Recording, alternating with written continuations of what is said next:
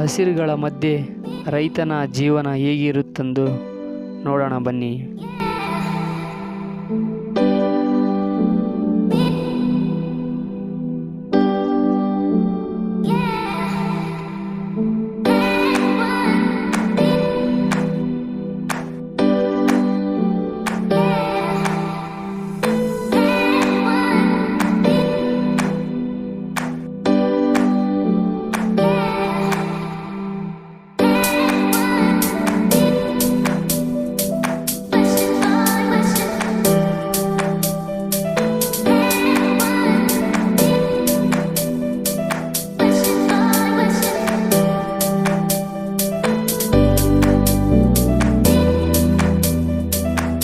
ಈ ಥರ ಎಳ್ಕೊಂಬರೋದ್ರಿಂದ ನೀವು ಬಿದ್ದರೆ ಕೈಗೆ ಕಾಲಿಗೆ ಫೆಟ್ಟಾದರೆ ಏನು ಮಾಡ್ತೀರಾ?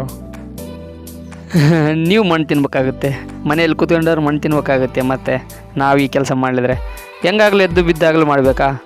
ನಾನು ನಿನ್ನ ಥರ ಥಿಂಕ್ ಮಾಡಿದ್ರೆ ಈ ಕೆಲಸ ಮಾಡೋರು.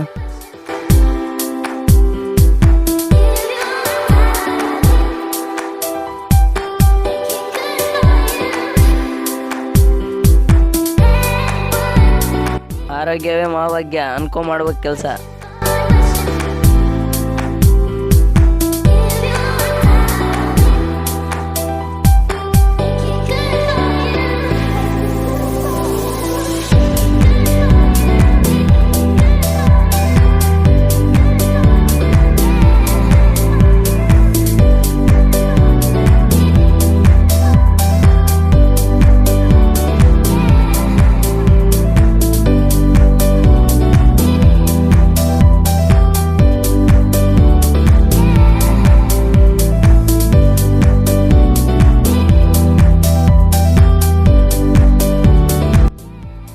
ಹಾಯ್ ಓಲ್ವೇಸ್ನವರೇ, ನೀವು ಈ ಕೆಲಸ ಎಷ್ಟು ದಿನದಿಂದ ಮಾಡ್ತಾ ಇದ್ದೀರಾ? ಇದೇ ಥರ ಮಾಡ್ತಾ ಇದ್ದೀರಲ್ಲ, ಬೋರ್ ಬರಲ್ವಾ ನಿನಗೆ?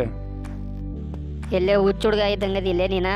ನಡಿ 20 ವರ್ಷದ ಇದನ್ನೇ ಮಾಡ್ಕೊಂಬಂದಿನಿ. ಯಾಕೆ ಬೋರ್ ಬರ್ತೈತ್ಲೇ ಅಪ್ಪ? ನನಗಂತೂ ಆರಾಮಿದ್ದೀನಿ ನೋಡಪ್ಪ ಮನುಷ್ಯನ್. ನಿಮಗೆಲ್ಲ ಈ ಕೆಲಸ ಮಾಡೋದ್ರಿಂದ ಏನು ಅನಿಸ್ತೈತೆ? ಇದ್ರ ಬಗ್ಗೆ ಏನು ಹೇಳ್ತೀರಾ? ನಮ್ಮ ಮಾಳಿನ ಕೇಳ್ತಾನೆ. ನಿಮ್ಮ ಎಲ್ಲರ ಥರ ಥಿಂಕ್ ಮಾಡಿದ್ರೆ ಈ ಕೆಲಸ ಮಾಡೋರು ಹಿಂದಾದ್ರೇನೋ ಮುಂದೆ ಬಂಡ್ ಧೈರ್ಯ ಅಂತಾರೆ. ಈತ ಓಬಳೇಶ ಅಂತ. ಈತ ನೋಡಿದರೆ ಗೊತ್ತಾಗುತ್ತೆ ನಿಮಗೆ, ಕಾಮಿಡಿ ಕಿಲ್ಲರ್ ಅಂತಂದು. ಈತ ಏನು ಕೆಲಸ ಮಾಡ್ತಾನೆ ನೋಡ್ಕೊಂಬರಂಬರಿ.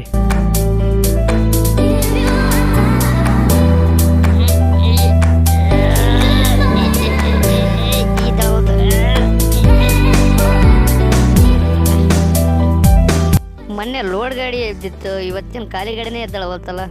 ಪಂಚರ್ ಆಗಿರ್ಬೇಕಲ್ಲ. ಅದು ಪಂಚರ್ ಆಯ್ತು, ಅದಕ್ಕೆ ಎದ್ದಳಿಲ್ಲ. ಇಲ್ಲಿದ್ರೆ ಎತ್ತಿ ಬಿಡ್ತಿದ್ದೆ ಒಂದೇ ಕೈಲಾಗಲ್ಲ. ನನ್ನ ಬಗ್ಗೆ ಗೊತ್ತಾಗ್ತಲ್ಲಪ್ಪ ನಿಮಗೆಲ್ಲ.